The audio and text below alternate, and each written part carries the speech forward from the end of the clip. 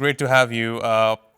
See, again, if there is this earth minerals deal, I wonder what do you think that means for the future of Ukraine, and how would you think it would reflect on this ongoing war?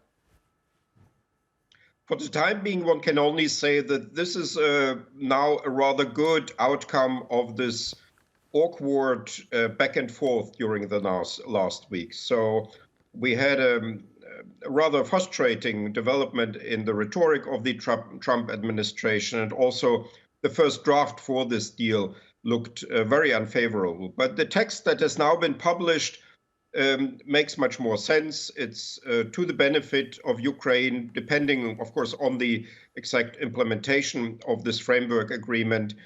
But it now looks actually much better than a month ago when this whole topic came up, which was a topic that Zelenskyy brought up himself last year in his so-called victory plan, but then turned into some sort of strange demand from the US for huge payments by Ukraine to the US. But now what we now have is actually an acceptable agreement, and I hope it will be signed as planned, and it will then be implemented with further agreements.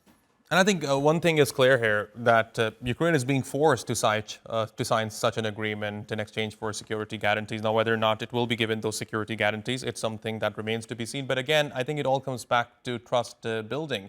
What I wonder now is, if this deal is signed, to what extent do you think there will be trust among Ukrainians towards the United States? Because these two countries have remained strong allies up until, I would say, Donald Trump came into power. What do you think the future will hold for the future of relationship between Kyiv and Washington?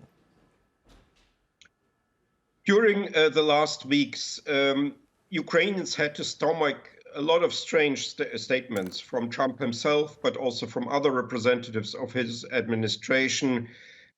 So I would say the trust has gone down after these statements, partly justifying Russia's attack on Ukraine.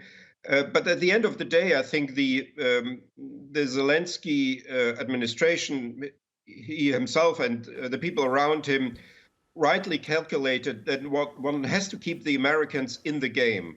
One cannot alienate them. They have to be invested in what is happening in Ukraine, because that is good for Ukraine, whatever the rhetoric that comes out of Washington. So now we have this agreement, which is. But Andreas, if I may, I mean, see, is Washington's involvement really good for Ukraine? I mean, experts and critics would argue that it was because of the U.S. Ukraine is brought to this fate. It was because of the U.S. The promises that the U.S. made to Ukraine about NATO membership and all is what brought Ukraine to this fate. And now it is because of the U.S. again, the Ukraine is being forced into signing such an agreement. The agreement that has now been signed is not actually forced upon Ukraine. I think that is a rational decision by Zelenskyy, that this agreement actually makes sense for Ukraine. Otherwise, I think he wouldn't have signed it. I think the realization here, I'm speaking from Kyiv now, is simply that, yes, this is, of course, a somewhat sad development for Ukraine since Trump has taken over. But it's better for Ukraine to have a relationship with this new administration rather than to have no relationship. And the U.S. remains, after all, a much better partner or it remains a useful partner for Ukraine, whatever the administration is currently saying. Fascinating insights, Andreas Umland. Thanks very much for joining me here on TRT World. Really appreciate your taking out the time. And